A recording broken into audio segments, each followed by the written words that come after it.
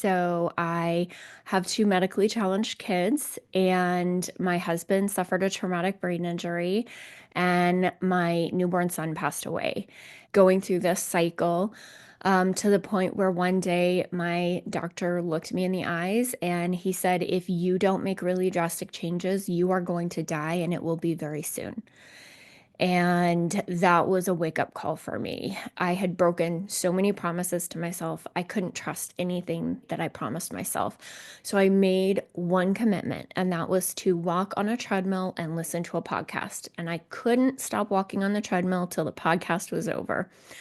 So in the last 2 years, I lost 150 pounds. And more importantly, I regained my voice and I learned to trust myself again. One person's trauma is never worse than someone else's.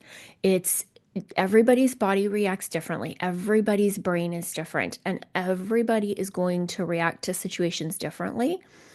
It's your story. You get to write your story, but you also get to write how you take that story forward and how you use that story. What was a big thing for me was becoming aware of trauma responses. For me, eating was a big one.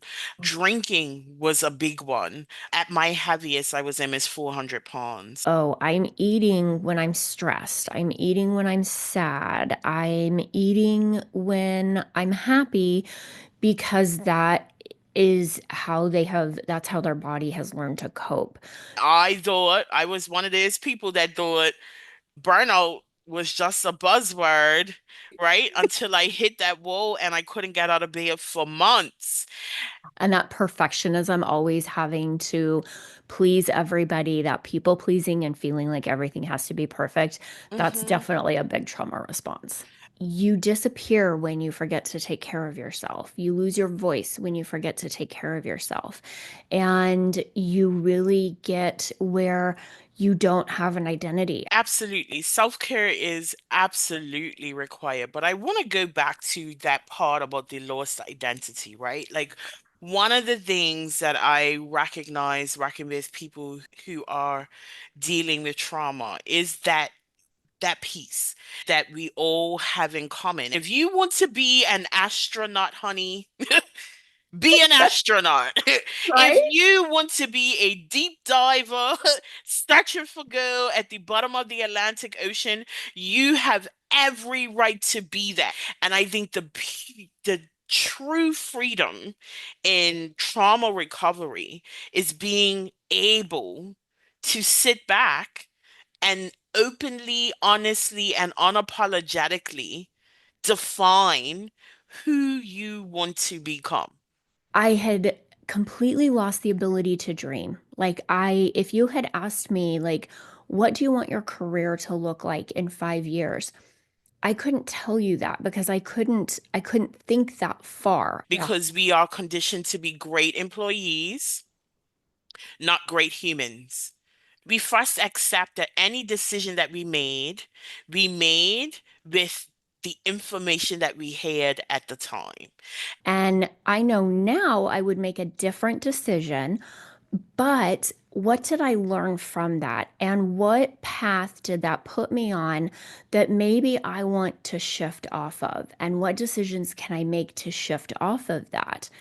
I remember the day that I woke up and I had a big financial decision to make. And before, it would have been, I would have pondered it and procrastinated about it and asked other people's opinions about what I should do.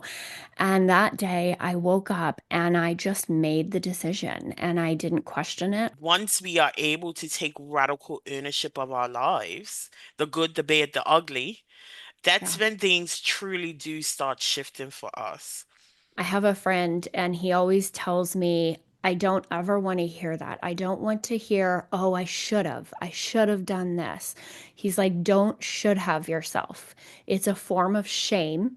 Now look forward and say, okay, here's where I'm at now. What decisions can I make now to continue to bring me into the life that I want and the life that I am here and my purpose? I think the thing that was so important for me was that I encourage everyone to do is take that first step. And it doesn't have to be perfect. Take bold, imperfect action and do it scared. It doesn't have to be perfect. Know that you are here for a purpose and find that purpose and really put everything into it.